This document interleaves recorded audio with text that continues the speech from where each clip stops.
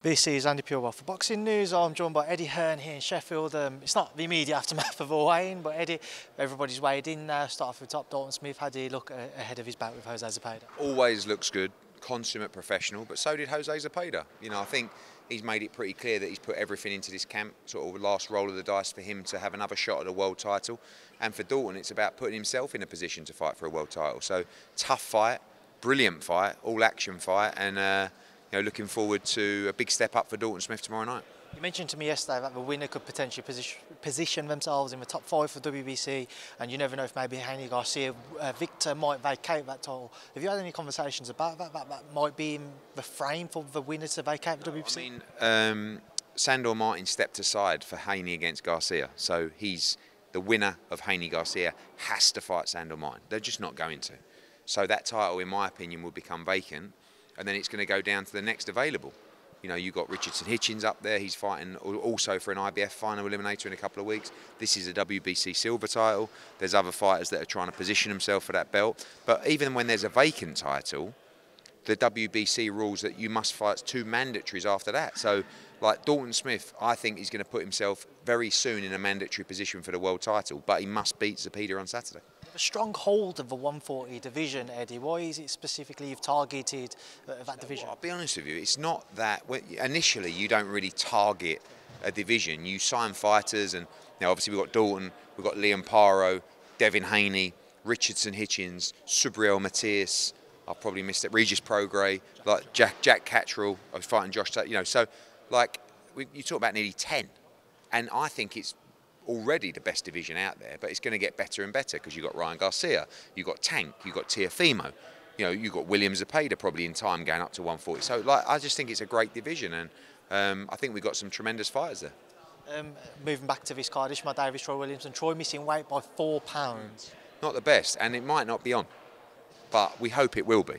Obviously, you know, you don't want to lose the opportunity, but you don't want to give someone an advantage. But then the team have also got to understand, like, he's tried to make that weight, so he's depleted, right? So maybe he's not as fit as he should be. What I would be doing is I would be saying, I want to reweigh tomorrow to make sure there's no discrepancy when we enter the ring. Do you know what I mean? Because that's when it really matters. So we'll see what happens. I believe the fight will take place, but they're in conversations now to see what's going to happen. And Sandy Ryan against Terry Harper, fantastic fight. And fight of the night for me, Campbell Hatton against Jimmy Joe Flint. You know, for all the criticism that Campbell's had, tomorrow night he comes into Jimmy Joe's backyard.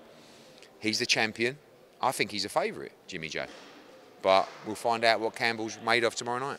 You've been very patient with how you've guided Campbell Hatton's career. Because he's not been good enough at times, right? So you got Matthew Hatton and Ricky, who are very knowledgeable. We would always want a fighter who's 14-0. To be much further down the line than Campbell Hatton, but his performances haven't warranted the step up sometimes. So it's very difficult when Matthew goes, oh, we'd like this opponent, and we're thinking, you're 12-0. But we have to bring him through in the right way, and some performances have been good, some haven't been good. So every time you think you're going in the right direction, you just have to take a step back. Now the armbands are off. Time to see if he can swim in the deep end. And I think he's going to do really well tomorrow night. I actually think he's going to win the fight by stoppage. But Jimmy Joe is in great shape. He's got massive support. It's a great fight.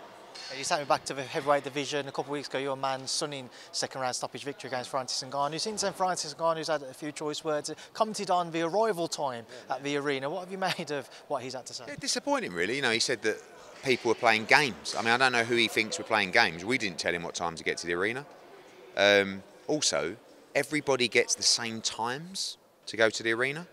It's just that it's up to you. Like, the TV company or whoever it is will say, we recommend you get to the arena at this time. Obviously, they want you there earlier rather than later. But a fighter sometimes likes to get there 3 hours before, sometimes likes to get there an hour and a half before. We would have got the same time as Francis Ngannou. The reason that we were a bit later was either we were late ourselves, stuck in traffic, or said we don't want to be there that early. When you're sitting on a sofa for 45 minutes or an hour doing nothing, I don't see why that should really tire you out. But there's probably people in Francis Ngannou's ear saying, yeah, what it was, they were doing this and they were doing that, because he's struggling to come to terms with what happened, whereas he should just say, I fought a very good heavyweight and I got smashed. Do you know what I mean? But he's trying to find why he got smashed. And the reason is because he fought Anthony Joshua. He's actually said as well that he doesn't remember anything from the fight. Exactly. I mean, I don't know what that's got to do with a lack of energy, or he was tired. Fight didn't go long enough to not be tired, but he just fought a dangerous guy, that's all. Sticking with heavyweight division, next weekend, a fight which certainly caused a few frustrations when you was trying to help. The Fabio Wardley, Clarke fight, he's going to go take place next weekend. What do you think happens? Yeah, you just reminded me about that. It's come around quick, isn't it? Like, it's a week away. It's a good fight, you know. What? Easter Sunday. Yeah, it's a good fight. Who wins? I don't know. I really like Fabio. Obviously, we've done a lot of fights with him. I like Fraser. Fraser's got tons of experience against a lot of good heavyweights, but not tons over the distance. And nor's Fabio, because they've always ended quite quickly, his fights. Lean towards Fraser Clarke because of his experience against better heavyweights. But Fabio's a sharp shooter. I expect Fabio to be very sharp early. It's whether Fraser can close the distance, use his work rate. You know, he can punch a bit as well, Fraser. Yeah, it's a pick and fight. Saw Dillian Whyte return last weekend. Since that fight with Christian Ham, have you had any discussions at all? I haven't spoken to him really. I think one DM since he tested positive back in August. So good to see him back. I don't know where he'll be allowed to fight, but hopefully he can land himself a big fight. During the night and the past Saturday, the Times released another article around Ben Shalom and Boxer. What have you made of everything that's going on and everything that's being reported by the Times? Do you know what? Honestly, I just focus on our own business. Like, it's not a cop out of the question. Like, you know, it'd be easy for me to take shots at Boxer and Sky, but it's not good for boxing. You know, you have a major news outlet reporting on, you know, cash payments and ticket and into separate accounts, and like, you know, sometimes boxing already has a negative perception. So it's not good, obviously, for Boxer and Sky, but it's their own business and they deal with who they choose to deal with, and you know, everybody runs their business differently. The fighter under the Boxer books used to be a matchroom fighter, Lawrence Okolie, up to bridgerweight now for Rozanski fight. What do you make of that? Yeah, you know, I don't hate it. It's like, I feel very sorry for Lawrence. You know, his career's really taken a terrible dive, and he was in a great position, and he listened to the wrong people, and now he's, you know, got no world title, and he's off to Poland to fight a bloke no one's ever heard of. I guess you can call yourself a two-weight world champion, kind of, like, whilst you got your fingers crossed behind your back, kind of thing. But you know, I think Lawrence hopefully moves up to heavyweight, and hopefully he can get back on the right path. Tszyu Fundora next weekend instead of Tszyu and Thurman. What do you make of that? And obviously there was previous talks of Conor potentially facing Keith Thurman if a deal could have been agreed. Is there a relief now on your behalf that maybe you didn't take that a bit more seriously? Do you know what? I mean, I like Tszyu. I think he's really exciting. Obviously, it's a weird pay-per-view to launch Amazon with, especially now. I don't hate the fight.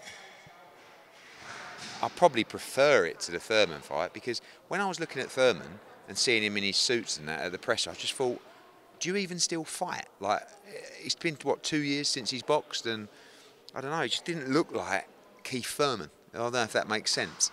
Fundora, you know, the only weird thing is that Fundora just got knocked spark out, and now he's fighting for the Unified World Championship. And Tszyu will maul him and do a job on him, but for Tim, good that they kept a fight on, you know. It's just a weird show to launch Amazon pay-per-view. But from our point of view, no, not, you know, never glad we didn't choose Thurman, but I just don't think Thurman's, say, heart's in it, but obviously his body's not in it as well. So, yeah. It's been reported since that Terence Crawford's made good of his WBO Super Champion status, and he wants to face the winner of next weekend. Yeah, it's a good fight. Tszyu against Crawford's a good fight. And, you know, Australia has that government backing that can sometimes bring those big names over. I'm not sure whether they're going to satisfy the demands of Terence Crawford, but, you know, Tim fighting in America will keep raising his profile in America, which means the fight could happen in America. And it's a good fight. Tszyu's a very good fighter, very entertaining, and obviously I don't think he beats Crawford, but it's a good fight. Taylor-Catterall 2 being delayed, he never asked you about it yesterday. Some people might look at it and just think that fight's cursed. It is only delayed a month. Yeah. Was it going through your mind when you heard the news? I mean, it was one of them where, you know, he probably could have fought but wouldn't have been 100%, and you don't want to go into a fight like that when your career's on the line if you're not 100% ready. And he will be 100% ready on May 25th.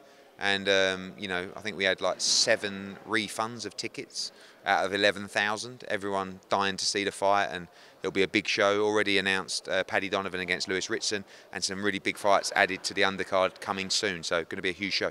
Canelo Munguia, I never got your prediction for that fight. How do you think actually happened? I think it's a good fight. You know, I think it's actually quite a tough fight for Canelo, because you've got a very game young fighter in Munguia. I didn't really like the press. I thought it was a bit too respectful. Do you know what I mean? Like, Canelo's very clever. You know, a lot of these older fighters, they can sometimes old man you in there. You know, Vladimir Klitschko, he was the best, right?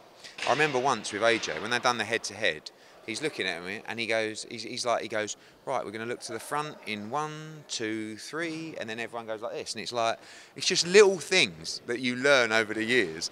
And like when Munguia starts saying, oh, this guy's like a hero to me, he's paved the way, he's this, he's that, and then Canelo's going to him, hey, Jaime, you know, and it's like, oh, hi, Sal, hi.